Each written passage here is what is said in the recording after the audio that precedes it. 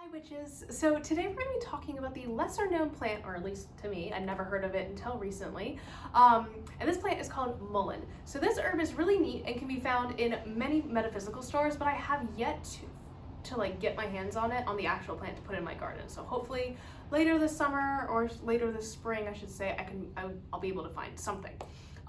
So some folk names for mullein are Aaron's rod, blanket leaf, candlewick plant, clot, doffle, feltwort, flannel plant, graveyard dust, hag's tapers, which I really like that, hedge taper, Jupiter staff, lady's foxglove, old man's fennel, Peter's staff, shepherd's club, shepherd's herb, torches, velvet back, and velvet plant. The planet it is ruled by is Saturn. The element is fire. The deity is Jupiter.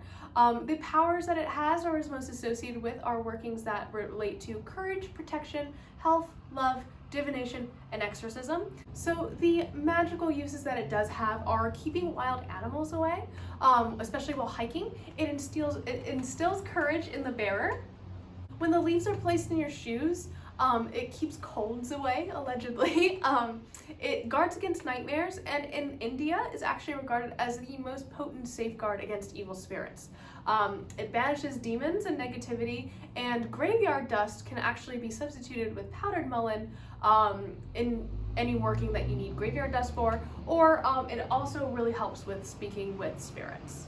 So mullein is a really neat herb to incorporate because it is both a protective herb and a psychic booster. So I would use this personally in a spell sachet to protect you in astral travel, or a talisman to protect you when delving into the spirit world, or if you have a negative entity in your house. Oh my gosh, that was super hard to say.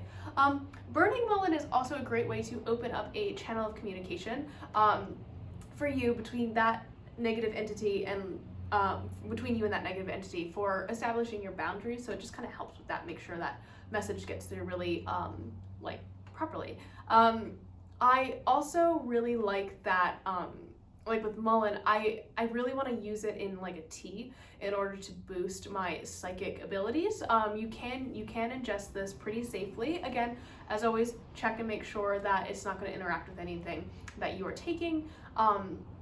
But yeah, I really can't wait to get my hands on it. Like, as soon as I found out about it, I was like, oh, this is amazing. So, but it does seem kind of specialty. I've seen some stuff, like I did a quick Google search, and like you can find caplets in like vitamin stores and stuff, because it does have some other like health uses, I believe for like kidney and liver function, which is kind of cool.